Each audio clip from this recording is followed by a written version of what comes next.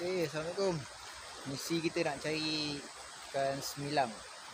Baru strike satu. Yang ni tadi tak sempat rekod. Sebab apa? Saja try baling nak tengok ada makan tak.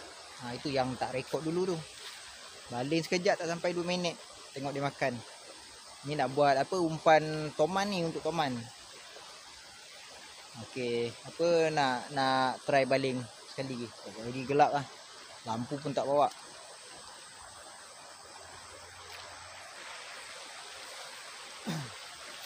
Okey, kita try lagi. Ni umpan cengkerik cengkerik. Yang tadi tu dapat tu pakai dedak. Dedak semalam belen mancing lampam. Banyak tempat agak cari tadi. Tak ada pot.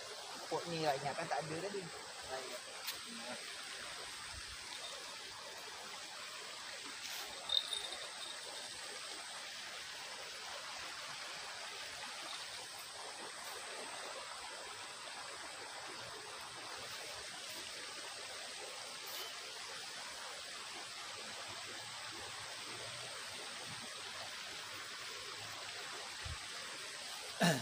Okay, try sekejap.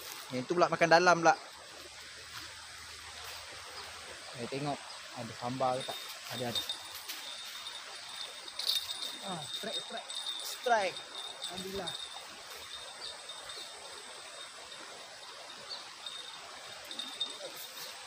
Mantap. Cantik ni. Ni memang saiz cantik ni kalau untuk apa buat umpan toman. Ni mata dia agak kasar sikit. Dia tak makan dalam. Yang tu tadi makan dalam. Sebab yang tu mata kecil. Saja try baling ni. Alhamdulillah. Okey, kita lanjut lagi.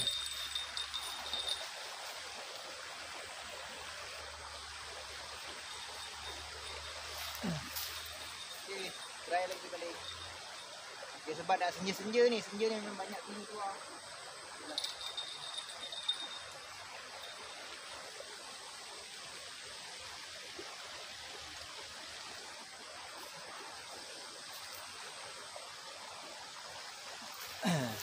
Dia senja-senja ni memang biasa lah keli kan. Keli keluar.